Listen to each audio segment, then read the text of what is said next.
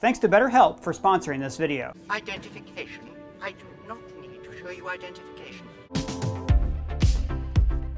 Hey, welcome back to Screen Crush. I'm Ryan Airy, and this is all of the Easter eggs, references, and little things you might have missed in Ahsoka Episode 7. So this is the episode I've been waiting for all season long, with Ezra, Thrawn, and Ahsoka is actually enjoying herself for a change. Now, there's also a few moments in this episode that irritated the hell out of me that I'm going to talk about later, but overall, there was so much to love here. It's my favorite episode of the season so far, so let's break this thing down. But first, once again, I just want to thank all of you guys for watching us all season long, supporting the channel, and of course, shopping our new merch store where we design the shirts ourselves. You can get shirts like this Grand Admiral Returns Polo, The Apprentice Returns, Say No to Death Sticks, Go Home and Rethink Your Life, The Hello There, High Ground, Somehow Palpatine Returned, Original Trilogy, and many others. The link is below, and once again, thank you guys so much for helping us do what we do here. If it weren't for you, we'd all be eating dog food. And what would be wrong with that? Nothing at all. So we open on what looks like Coruscant, I'm assuming, at a meeting of the Senate Military Council where Hera is being court-martialed. Her antagonist here is Senator Xiono, who is the father of Kaz Xiono, the hero from Star Wars Resistance. He says that Hera is a general of the New Republic Security Forces. And this is actually the first time that I clocked that the New Republic military isn't called a navy or an army or even a military force. It's called a security force because their main function is to provide security for the citizens. So this is in keeping with Mon Mothma's policy of disarmament following the end of the war, when 90% of the Alliance military force was dismantled. Now the hearing room is filled with really cool Star Wars species like an Ishi-10, an Ithorian, and this old Celestin. I guess this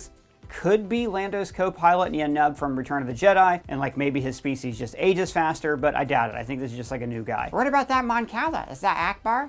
It could be, but I kind of doubt it. He's wearing the rank of a New Republic general, not the same insignia that Akbar wears because he is an admiral. See, this is why we can't have fun, because you just poop on every single good idea that people have. You're very negative. You're very negative. Soth Manigan on Twitter pointed out that when we saw a New Republic building in The Mandalorian, it seemed like the New Republic banner was just draped over an old Imperial one. But here we see the carved crest of the Old Republic. Now, I actually don't think this is the symbol of the Old Republic, but I actually didn't recognize the symbol either. If any of you recognize it, let me know down in the comments. You know, guys, we love making these Ahsoka videos for you. Every time there's a new Star Wars show, it's very exciting, but it also gives me all kinds of anxiety. Like I have nervous tics, my heart rate goes up, and I have trouble sleeping. And I had panic attacks like this for years, and I had no idea what was going on or why I would suddenly feel so depressed, like out of nowhere. And maybe you're feeling that way too, and I'm telling you, therapy helps. And maybe you've always wanted to try therapy, but like me, you're from a rural area or you just think it's impossible to find a therapist. But that is why we're proud to be sponsored by BetterHelp. BetterHelp makes therapy more affordable and accessible, and they make the process easy because it is online and remote. By filling out just a few questions, BetterHelp can match you with a professional therapist in as little as a few days. In our description, you'll find a link, and if you click that link, you'll not only help support our channel, but you'll get 10% off your first month of BetterHelp. And I cannot even tell you how important this is for your life. If you are feeling anxious or depressed, or you just wake up every day feeling like something isn't right, then therapy can help you like it did for me. And finding a therapist is like dating sometimes. You may not fit well with the first one you try, so BetterHelp lets you switch to a new therapist with no additional cost. You don't have to stress about insurance or who's in your network or anything like that. So again, guys, if you are struggling, consider online therapy with BetterHelp. Click the link in the description or visit betterhelp.com/screencrush for 10% off your first month today. Okay, back to Hera's hearing, where Xiono reads through the list of things that have happened on the show. Jedi, false Jedi, star maps, star whales, distant galaxies. Saying they sound ridiculous. But this report reads like a child's fairy tale. He actually sounds like a lot of the people who hate on this show. Now, I do think it's interesting that he calls this a fairy tale, like how Balin compared Peridia to children's stories. The children of the Jedi Temple call it that. It comes from old stories. Fairy tales. I mean, Star Wars has like always been a fairy tale, taking archetypes like the orphan, the princess, the rogue, and the wizard, and putting them into outer space. But this show is going a bit deeper than that, drawing more from the ancient myths that predated the modern European fairy tales that Star Wars has drawn from. We have the Greek fates, reimagined as Force witches, heroes riding large beasts like the ancient Chinese myths of heroes riding dragons. So here I think Filoni is trying to call to mind like the old magic of Star Wars that predates all the stuff we've seen before. Like everything in this show seems to be establishing like ancient myths in Star Wars. Like for instance, last week we made a video about an awesome tweet from Tommy Wall on Twitter, where he pointed out that the runes on this temple were made by a Zepho dark side user. Wait, what's a Zepho? The Zepho are ancient Force users from the game Fallen Order. And we pointed out in the first episode that the Night Sister ruins seem to use Zepho technology. And Mastertainment over at Heavy Spoilers actually found some phenomenal Easter eggs in a video they posted last week that you should really check out. Guys, this is such a great time to be a Star Wars fan, and we love that you keep contributing and helping us out with these videos. Thank you very much for that. So, back to Hera's trial, where Xiono says, There is no proof of any coordination between the scattered and dwindling number of Imperial forces. and this is showing how, in their own way, the New Republic has become like the Empire. We heard arrogant Imperials say the same thing about the nascent Rebel Alliance. There has never been any evidence of a larger scale, galaxy-wide operation. I'm seeing signs of coordinated activity over a number of sectors. Alert me when this materializes into something more definite. And then Carson Teva tried to use the ending of The Mandalorian as proof of Imperial coordination. What about the conflict on Mandalore? And of course, we all know that the Imperial Shadow Council met in those final 2 episodes, but Xiono uses this as proof that the Imperials are warlords who are acting alone. Gideon was a warlord acting on his own. Which is kind of true. I mean, Gideon hid his own cloning program from the rest of the Imperial remnant. Elson Trinidad on Twitter pointed out that this was also similar to a famously clunky line from the prequels. What about the conflict on Mandalore? What about the droid attack on the Wookiees? And then Hera puts it down and picks it back up. There's no proof of a greater conspiracy and thus no immediate threat to this republic. If Thrawn returns, that will change quickly. Now, of course, this is what happened in Thrawn's first appearance, the heir to the Empire trilogy of novels. In those books, the Imperials were scattered and hopeless until Thrawn returned to unite them. And then C-3PO shows up with a message from Princess Leia with the classic Star Wars theme playing behind him. Why are you here? Honored Chancellor, with respect. Now, Hera knows C-3PO because they met in Rebels, and Hera also served alongside Leia during the Rebellion, as we saw in the Marvel Star Wars comics. The Kelvington on Twitter pointed out something that now I can't unsee. C-3PO now seems to have a slightly thicker neck. Now, maybe Anthony Daniels is only doing voiceover and there's a different person in the suit, or maybe Anthony Daniels is in there and he's finally just gained a bit of neck weight. So 3PO is here to deliver a message from Leia because for some reason Lucasfilm won't just recast the characters that we all actually want to see on screen. I have thoughts on that, which I'm going to save for another video. Anyways, I may have gotten emotional during that scene, just a little bit. Really? You cried? Do my tears surprise you, sir? Strong men also cry. Xiono calls 3PO A mere droid. which really pisses off Chopper, and opens up a whole ethical conversation about droids that I cannot have right now. Then we find out that Leia is leader of the Defense Council as she retroactively approves Hera's actions and clears her name. Now, it is so in character for Leia to do this because it shows how even in these early days, she takes shortcuts around the New Republic bureaucracy. The novel Bloodline revealed how she eventually became so frustrated with the government that she broke away and formed her own armed resistance against the First Order. God, I love that book. It's very much worth a read. Then we go back to Ahsoka and Hu Yang inside the belly of the beast, reenacting another ancient story about Jonah and the Great Fish. Now, Jonah's time inside the Great Fish made him into a prophet of God, just as Ahsoka is going to emerge from this whale as a purified figure who is delivering salvation to a new world. The episode is called Dreams and Madness, again going back to that theme of this all being told in a fairy tale land, a land of dreams. In a previous episode, Balin called it a land of madness. This is a land of dreams and madness. But Star Wars Rebels Dad on Twitter also pointed out that this title is likely an homage to the documentary The Kingdom of Dreams and Madness about Miyazaki and Studio Ghibli. Ahsoka is training with the hologram of Anakin. Now notice his hair is very short, meaning that he recorded this in the early days of the Clone Wars when Ahsoka was very young and new to being his apprentice. The lessons he gives her, in this war you will face more than just droids, is also the basis for an episode of Tales of the Jedi. Droids are predictable. I want you to be prepared for anything. In that episode, Anakin teaches Ahsoka how to fight clone troopers against overwhelming odds, which eventually helped her to survive Order 66. And that helps her to survive the Night Troopers in this episode. Just a fan on Twitter reminded me that Ahsoka also shared these Anakin holograms with Ezra for use during his own training. I've watched these recordings to help me with my own saber training.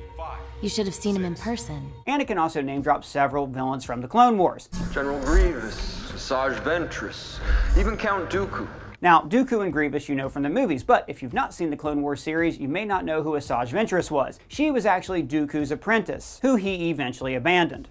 You are no longer my apprentice. And actually, Anakin's duel with her was his trial to become a full Jedi Knight. Jedi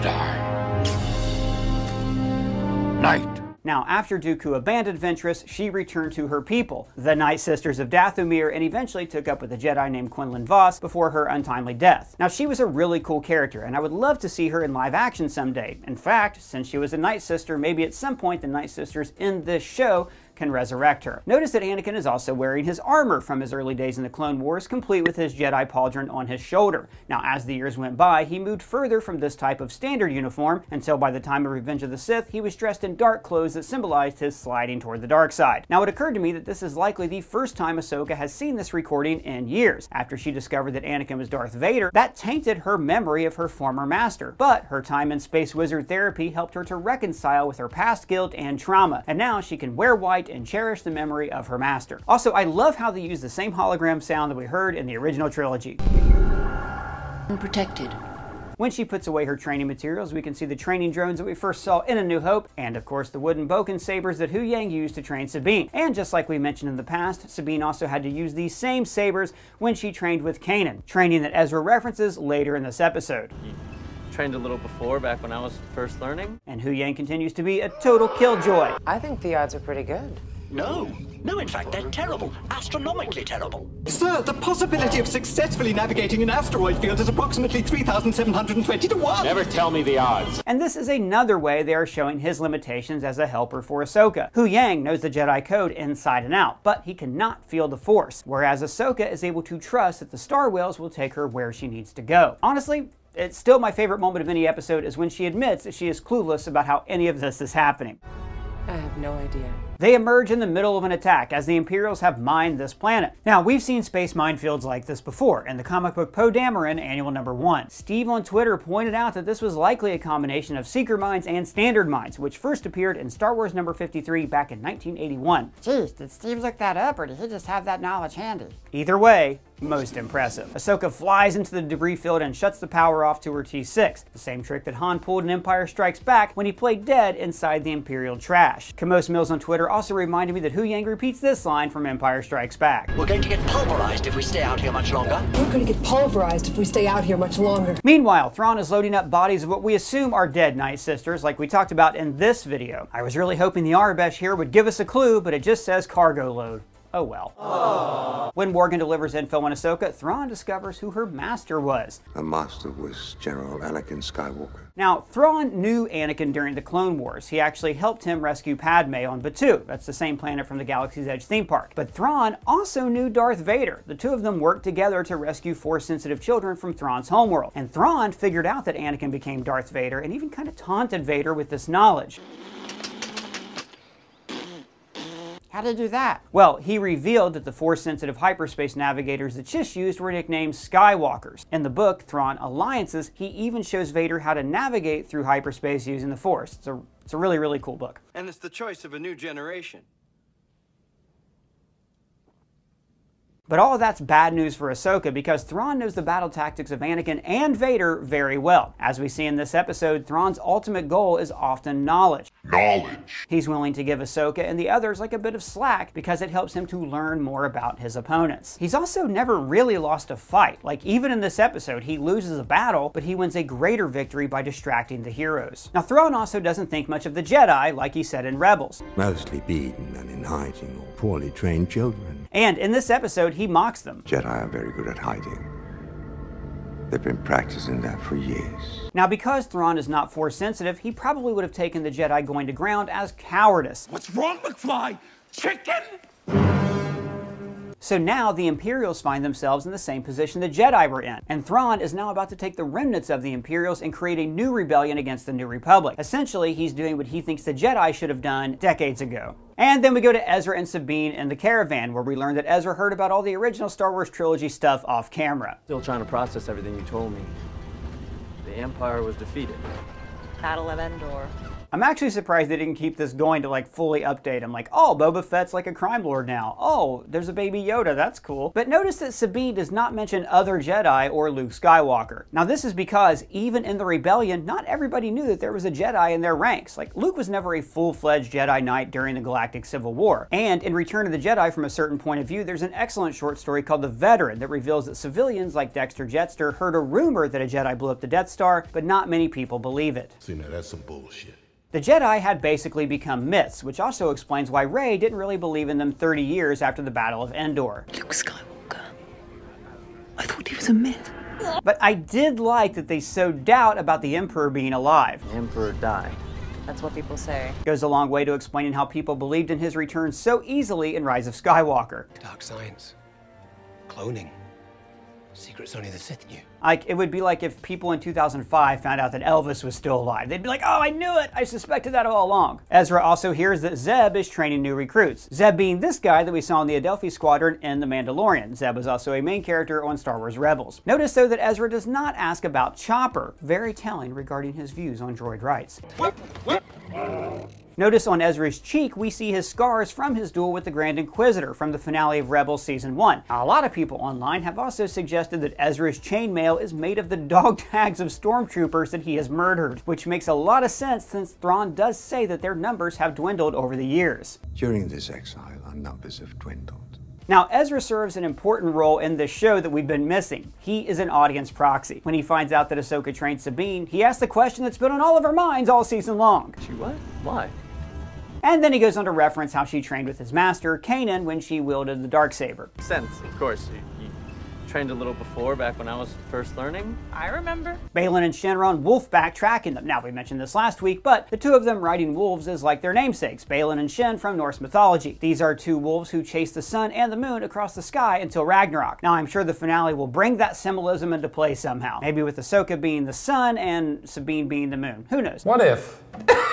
I don't know. And I gotta tell you, the Night Sisters are one of my favorite parts of the show. They are so well designed and so creepy. These are the kinds of characters like that can never exist in, say, the Marvel Cinematic Universe, because they would always insert some kind of smart-ass remark to mock them. Welcome, child of Dathomir.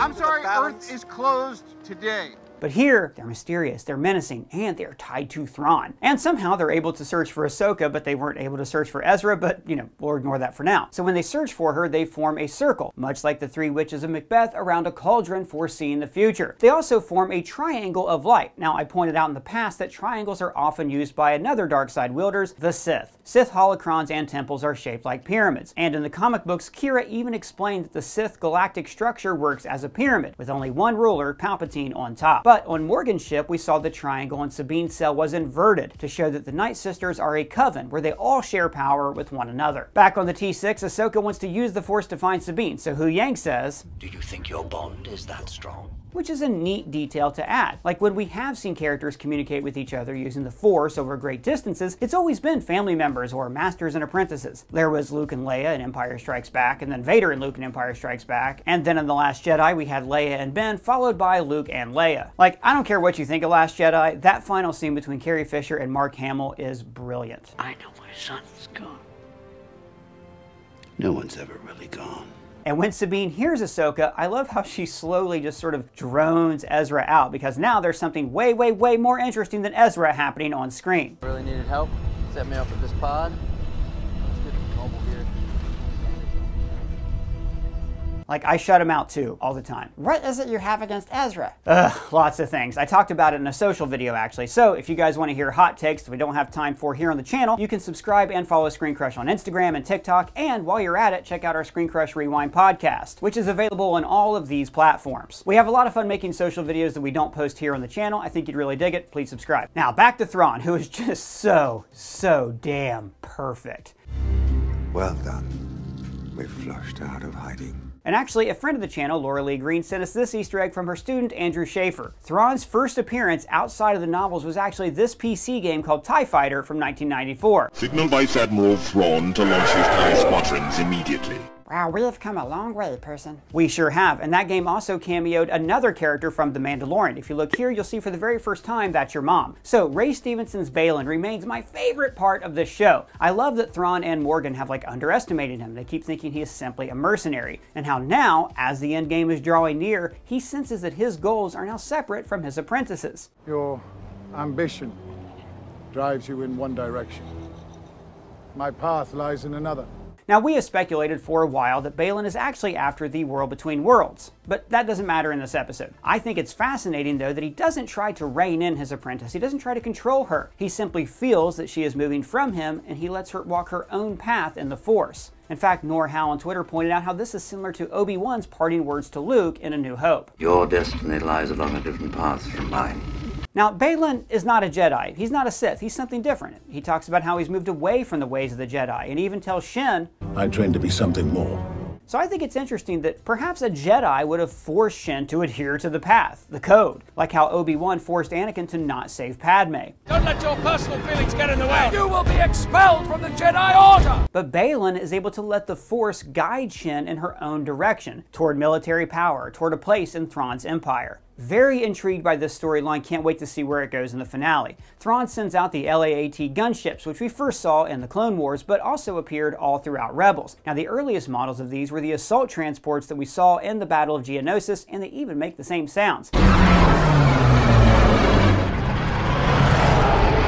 And man, I gotta tell you, there was a time in my life, for years, when I thought we were never gonna get any new Star Wars. And I just watched Space Mobile Homes vs. Samurai on Wolfpack. What a time to be alive. So this show seems filled with references to Lord of the Rings. We have the Witch Palace that looks like Minas Tirith, Ahsoka the White, and now the Howler attack, which is like the Warg attack on the refugees in the Two Towers. The Naughty fight off bandits with a slingshot, like Ezra used in the earliest episodes of Rebels. In fact, maybe he taught these peaceful people how to build and use this thing. In this scene, the bandits ride wolves standing up, which might remind some of you of the Dothraki in Game of Thrones. But actually, that scene was inspired by horse-riding tribes like the Mongols or the Huns. Now, Star Wars has always drawn very heavily from Westerns, and this scene is depicting a classic battle of the natives versus the settlers, drawing from classics like John Ford's Stagecoach. The wagons even end up in a circle, which was a defensive maneuver employed by settlers in the American West. In fact, Colonel Stan reminds us that the AT-TE walkers also did the same thing in Filoni's Clone Wars, at the second battle of Geonosis. And I just love the design of the Naughty and their homes. It makes perfect sense that turtle people would evolve to create homes that they could also seal up like shells. And I also want to shout out the designs of their clothing, the little details, like how the Naughty's buttons are made from tooth and bone. That's the kind of care and attention you always see in Star Wars, because everybody who gets to work in this galaxy is passionate about this saga. Also, they kept Sabine's nice friendly Howler in the hold with them. That's very sweet. Good boy. Good boy indeed. Ahsoka jumps out of the ship into battle, just like she did at the Battle of Mandalore in the Clone Wars. Then she has a rematch against Baylan, where I was surprised to see that he is actually just better than her. Can't allow you to interfere. I mean, this woman took down Darth Maul before she was old enough to vote, and Baylan is just better? I gotta know more about this guy's past. Animated prequel, please. Their duel is just beautiful, with Ahsoka making poses straight out of samurai history. Now, in their last duel, she actually switched up her style to favor a double-handed, more Eastern broadsword type of swordplay. It is interesting to note that in that battle, she was ruled by her emotions and even seemed to force choke Shin. But now that she's going through force therapy with Anakin's ghost, she's more balanced. She's returned to her roots, embracing her dual saber Eastern style of swordplay. Now, Ezra turns down Sabine's lightsaber because, as he says, the Force is my ally. Which of course echoes the teachings of Master Yoda. For my ally is the Force, and a powerful ally it is. But the real reason he lets her keep the saber is to keep the fight interesting for the audience. If he took it, then the audience would expect him to just win the battle all alone because he was such a skilled Jedi. Instead, he fights with force pushes, like we saw Ben Solo try to fight off the Knights of Ren without his saber in The Rise of Skywalker. Now, Ben did hold his own, but they ended up overpowering him right before the coolest moment in that movie. Speaking of Rise of Skywalker, this is how I feel about that movie. This episode also features a lot of people who fight tactically. Thrawn sends out squads to distract the Jedi, giving him time to escape the planet. And Baylan recognizes that taking orders from Thrawn and killing Jedi is a fool's errand. And Ahsoka doesn't even need to try to beat Baylan. She just wants to use his wolf to join the real battle even faster. Now, Thrawn watches the battle play out on a grid of, oh my god, what is that? Is that hexagons? Not the beast! Ah! And if you like that joke, check out our Not the Beast shirt in our merch store. You're welcome, internet. So the heroes get surrounded by the night troopers, giving off very Battle of Endor vibes. Ezra distracts the troops by being hilarious. Don't you want to take us as prisoners? As prisoners? Now, there's a lot of cool details in the ensuing fight, like how this trooper seems to aim for the Beskar part of Sabine's armor, and how she uses her Mandalorian weapons like rockets against them. Arch and Ness on Twitter even pointed out this moment where Sabine stops Shin's lightsaber with her Beskar gauntlets. Very cool. And our old friend Dotson Sights pointed out that when the troopers die, there is no green smoke. So this means that the stormtroopers are not undead, like we and some other people have theorized in the past. Damn it. Clearly I was wrong. Now, when Ezra fights Shin, I think it's the first time she's fought an opponent who's actually strong in the Force. He is able to block her moves, similar to how Kylo Ren was able to freeze Rey in place, or how Anakin and Obi-Wan used the Force to push against one another. Either way, this was the best use of Force push in combat since Luke air-kicked this guy in Return of the Jedi. PT White on Twitter points out that when Ezra uses the Force against Shin Hati, you can also see her lightsaber beam get pushed back very subtly. It's a great attention to detail. And Everton Carter reminded us that we have seen this kind of fighting from Mace Windu in the original Clone Wars series.